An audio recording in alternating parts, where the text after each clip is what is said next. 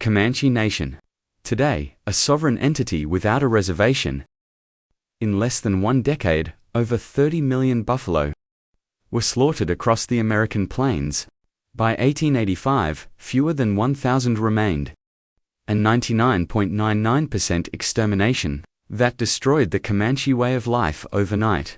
How did the most powerful Native American empire collapse so rapidly, and how did the Comanche survive today, without a traditional reservation? The answer reveals a remarkable story of adaptation against impossible odds. Subscribe to Native Legends and History Stories for more untold narratives that shaped America, the era of Comanche dominance. Throughout the 18th and 19th centuries, the Comanche people dominated the southern Great Plains, controlling an expansive territory that stretched across northwestern Texas and into portions of New Mexico, Colorado, Kansas, and Oklahoma. This vast domain, known as Comanche, encompassed hundreds of thousands of square miles of prairie and represented one of the most formidable indigenous empires in North American history. While they didn't control 95% of what is now Texas, the Comanche were undeniably the dominant force across the Southern Plains region. At their height, around 1780, the Comanche population numbered between 20,000 and 40,000 people. Their power stemmed from unparalleled military prowess and horseback skills that made them virtually unbeatable. In open combat, Comanche warriors could fire arrows with deadly accuracy while hanging from the side of a galloping horse, making them elusive targets and lethal attackers. U.S. military commanders frequently reported that no other Native American tribe inspired the same level of fear among soldiers and settlers. The Comanche way of life revolved entirely around movement with the great bison herds. Their bands migrated seasonally, following the massive buffalo populations that provided nearly everything they needed. Comanche hunters took down buffalo with remarkable efficiency, using every part of the animal: meat for sustenance, hides for tippis and clothing, bones for tools, and sinew for bowstrings. They deliberately rejected settled farming, as their nomadic culture granted them tactical flexibility and control over vast territories that no agricultural society could match. Their exceptional horsemanship originated in the 17th century, when they acquired horses from Spanish colonizers. The Comanche quickly transformed from a relatively small mountain tribe into mounted warriors who mastered equestrian skills beyond what Europeans had ever witnessed. Within Comanche society, horses weren't merely transportation, but represented wealth, status, and power. A successful warrior might own hundreds of horses, carefully bred and trained for specific purposes, from buffalo hunting to warfare. The Comanche didn't just build a military empire. They established a sophisticated trading network that became the economic hub of the Southern Plains. At trading centers like those at the headwaters of the Red River, they exchanged horses and buffalo hides for guns, metal tools, and luxury goods with other tribes. Spanish colonists, French traders, and later American settlers, their monopoly on horse trading gave them particular economic leverage with neighboring peoples. This complex commerce transformed Conocorea into both a military stronghold and the central marketplace of the region, where even their enemies had to engage. In trade, the Comanche maintained this dominance, not through centralized government, but through a flexible social structure of independent bands united by common language, intermarriage, and shared cultural practices. Unlike the hierarchical societies of Europe or the Eastern tribes, Comanche leadership was based on demonstrated skill and merit rather than heredity, allowing the most capable warriors and strategists to rise to positions of influence. This adaptable social organization proved perfectly suited to the harsh but resource-rich grasslands they controlled for over a century. A rapidly changing landscape. By the mid-19th century, the seemingly invincible Comanche Empire faced a perfect storm of changes that would rapidly dismantle their control of the Southern Plains. As the United States expanded westward, Texas became the focal point of a dramatic transformation in land ownership patterns that directly threatened Comanche dominance. While today, western states like Nevada and California retain significant public lands, 85% and 45% respectively, Texas followed a radically different path, with 95% of its territory ultimately becoming private property. This unusual land ownership pattern stemmed directly from policies established after Texas joined the United States in 1845. Unlike other Western territories that maintained federal ownership of vast tracts, Texas negotiated the right to retain control of its public lands as a condition of joining the Union.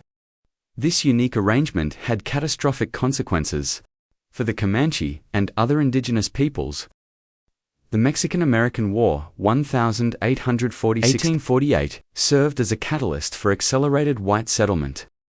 In Texas, the American victory opened previously contested territories to thousands of new settlers migrating from the eastern United States.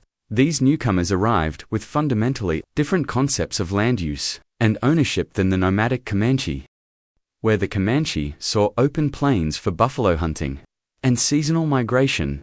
White settlers envisioned fenced farms and cattle ranches. Texas land law played a decisive role in this transformation.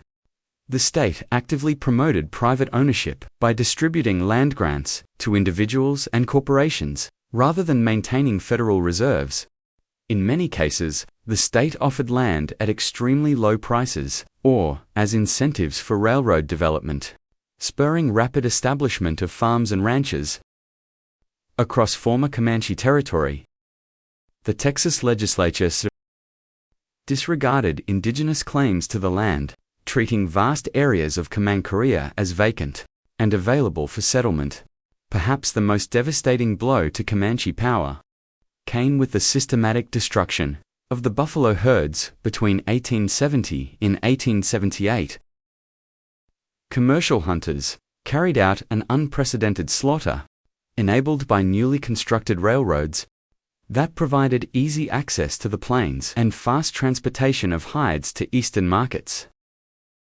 Professional buffalo hunters, like J. Wright Moore, killed hundreds of animals daily, often taking only the valuable hides and tongues, while leaving mountains of carcasses to rot on the prairie. The numbers are staggering.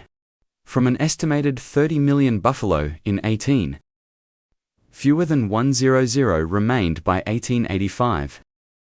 A 99.997% reduction that effectively destroyed the foundation of Comanche life. The U.S. military recognized this ecological destruction as a strategic weapon. General Philip Sheridan famously remarked, "Let them kill, skin, and sell until the buffalo is exterminated. Then your prairies can be covered with speckled cattle, and the festive cowboy without buffalo." The Comanche lost not only their primary food source but the basis of their material, culture, and economic trading power. Military defeats soon followed. Ecological collapse. The Red River War, 1874–1875, marked the final coordinated resistance of the Southern Plains tribes. In September 1874, Colonel Reynold S. Mackenzie led U.S. forces in a surprise attack on Comanche villages in Palo Duro Canyon. Rather than focusing on killing warriors, Mackenzie targeted their resource base. His troops captured and destroyed the Comanche horse herd, over 14 animals shot in a single day, and burned their winter food supplies and shelter materials without horses, food, or buffalo. The once mobile warriors became immobilized and vulnerable as winter approached. On June 2, 1875, Quanah Parker, the legendary half-white, half-Comanche leader of the Quahati Band, the last free Comanche group, surrendered at Fort Sill, Oklahoma. His capitulation marked the official end of Comanche dominance. As he led his people into confinement, Parker reportedly looked back at the plains and stated, "The white man's road is long before my people." The Comanche, who had ruled the southern plains for over a century, were forced to abandon their traditional territories for government-designated lands, signaling the collapse of an indigenous empire. that had once controlled territory larger than many European nations, land dispossession, and lifestyle transformation. The defeat of the Comanche military was quickly followed by the physical transformation of their homeland. Palo Duro Canyon, once a natural fortress and winter refuge for Comanche bands, during the Red River War symbolized this rapid change. Just months after Colonel Mackenzie's devastating attack, the canyon and surrounding lands became private property in 1876. Barely a year after the last Comanche surrender, cattle baron Charles Goodnight and his financial partner, John Adair, established the massive J. Ranch in the very canyon, where Comanche families had sought shelter. Goodnight's herd of thousands of longhorn cattle now grazed across land where buffalo had roamed only months earlier, marking the beginning of commercial ranching in the former Common Korea. This pattern repeated throughout Texas as the Great Plains underwent a fundamental economic reorganization. The iconic cattle drives of the 1870s moved hundreds of thousands of Texas longhorns northward along routes like the Chisholm Trail, connecting Texas ranches to railheads in Kansas and markets in Chicago. Cowboys, many of whom were black, Mexican, or mixed-race men, with skills adapted from both vaquero traditions and Plains Indian horsemanship, drove herds across what had recently been Comanche territory for a brief period. These open-range cattle operations somewhat resembled the nomadic patterns that had preceded them, with animals roaming freely across vast unfenced spaces. However, this open-range era proved remarkably short-lived. In 1874, the same year, the Red River War began. Joseph Glidden patented an improved design for barbed wire that would permanently alter the western landscape. This simple innovation, steel wire twisted with sharp barbs, allowed for cost-effective fencing of enormous properties across treeless plains. Within a decade, barbed wire enclosures spread across Texas. At an astonishing rate, the open grasslands that had sustained both buffalo and Comanche mobility were rapidly subdivided into privately owned parcels, marked by fences that couldn't be crossed. Without trespassing laws being invoked, the federal government's civilization policy created an additional challenge for the displaced Comanche. Government officials and reformers insisted that Plains tribes abandon their hunting-based cultures and adopt sedentary farming. This demand fundamentally misunderstood Plains' cultural values and economic adaptations. For the Comanche, Arapaho, Cheyenne, and Sioux, hunting and warfare formed the core of male identity and social status. Farming was considered women's work in many tribes, and the idea of men tilling soil struck at the heart of their cultural self-conception. As one Comanche leader reportedly told a government agent, "The Great Spirit did not make us to work. He made us to hunt and fish." The conflict between nomadic values and government expectations became especially evident in the allotment era. Under the Jerome Agreement of 1901, which implemented the broader Dawes Act policies, each Comanche individual received 160 acres of land. This policy, designed ostensibly to turn tribal members into self-sufficient farmers, failed to account for several realities. Much of the allotted land was unsuitable for agriculture. Without modern irrigation, most Comanche had no desire or training to become farmers, and 160 acres was insufficient for viable cattle ranching in the arid Southwest. Faced with these challenges and immediate economic needs, many Comanche leased or sold their allotments to white settlers, resulting in further land loss. The Comanche did not accept these changes passively. Throughout the 1860s and early 1870s, various bands conducted raids against white settlements, targeting livestock and supply lines. These actions, while often characterized by American authorities as simple represented deliberate resistance against encroachment.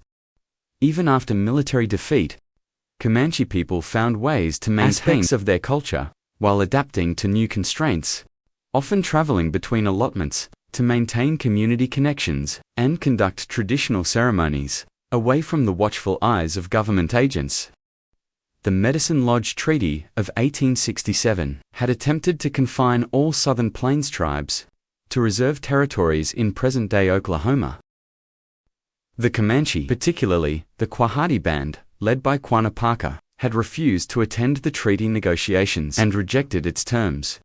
Their continued resistance until 1875 represented the last major military challenge to American expansion in the Southern Plains. When they finally surrendered at Fort Sill, the Comanche found themselves confined to a reservation,